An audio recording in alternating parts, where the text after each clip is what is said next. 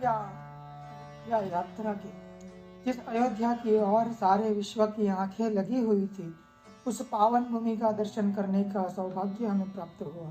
यह हमारे पूर्व जन्मों के सुकृतों का ही फल है। राम मंदिर बन जाने के बाद यदि अयोध्या जाते तो शायद वह हमारी धार्मिक यात्रा हो जाती तथा हमारे व्यक्तिगत खाते में वह पुण्य जमा हो जाता।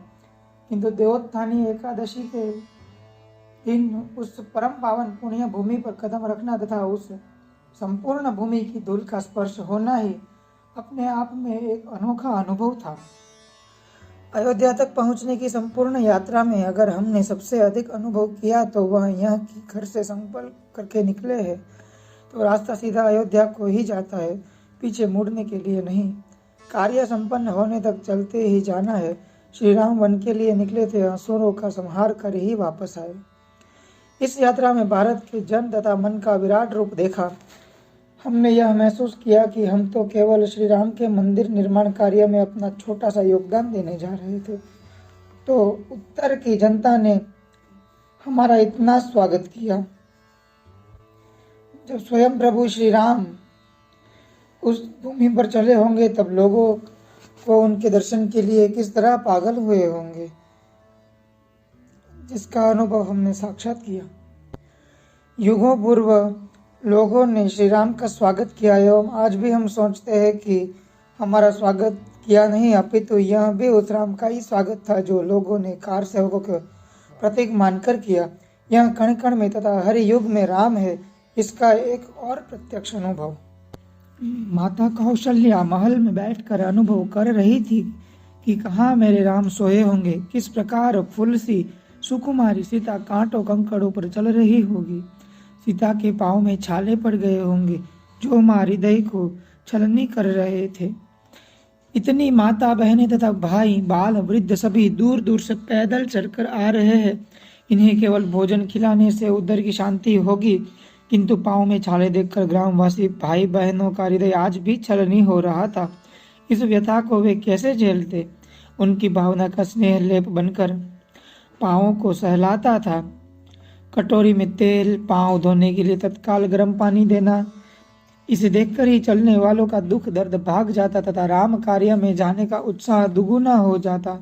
केवल खिला पिलाकर तेल मालिश करके ही उनका कर्तव्य पूर्ण नहीं हुआ, तो थके हारे व्यक्ति का उत्साह बढ़ाने के लिए अपने आगे के कार्य का स्मरण दिलाने का कार्य भी उन्होंने किया। अधिकार पूर्ण रूप से उनके द्वारा कही गई बात की, हम ग्रामवासियों ने आपको इसलिए नहीं खिलाया कि आप यहाँ आराम से सोते रहे। अगर आपको कल अयोध्या पहुँचना है तो आज रात्रि 12 बजे से चलना प्रारंभ करना पड़ेगा, अन्यथा आपका इतना कष्ट सहकर इतनी दूरी आना व्यर्थ हो जाएगा। अधिकार के साथ कर्तव्य का बोध हमें अपने कार्य का स्मरण कर रहा है।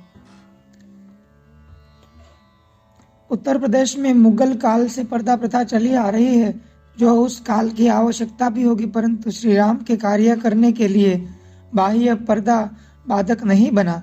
भले बाह्य पर्दा प्रथा से बंदी मातृशक्ति सीधे उस यज्ञ में शामिल होने के लिए नहीं जा सकती थी, किंतु घर में पर्दे के भीतर यज्ञ कार्य करने से तो उस शक्ति को किसी ने नहीं रोका था।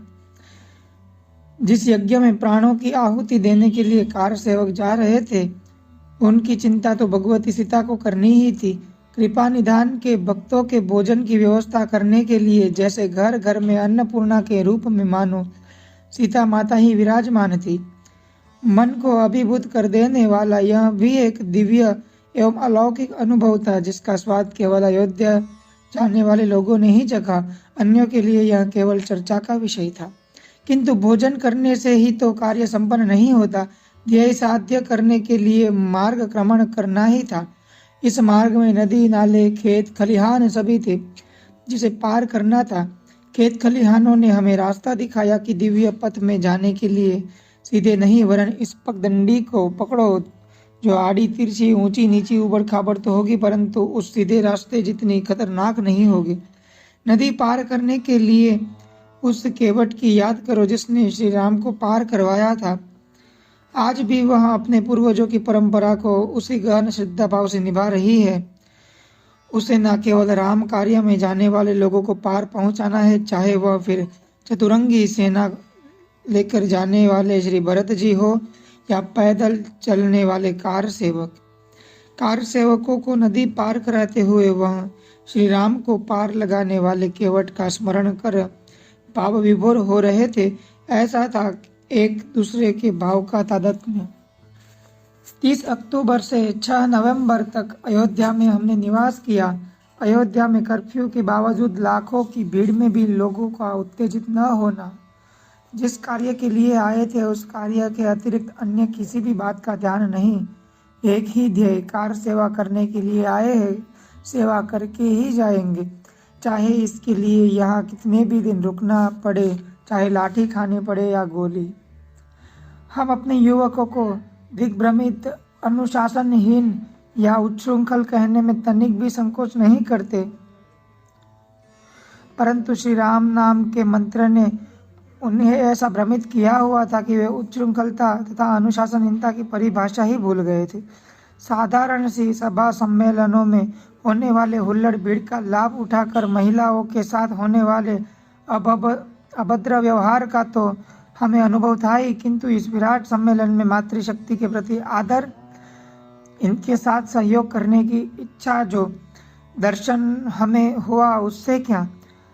अब भी हमें शंका हो सकती है कि जिस राम के बारे में युवकों को वर्तमान में शिक्षा भी नहीं दी गई है, वे केवल अपने पूर्वजों द्वारा दी गई शिक्षा से संस्कारित होकर स्वयं को राम कार्य में न्यौछावर करने के लिए तैयार थे।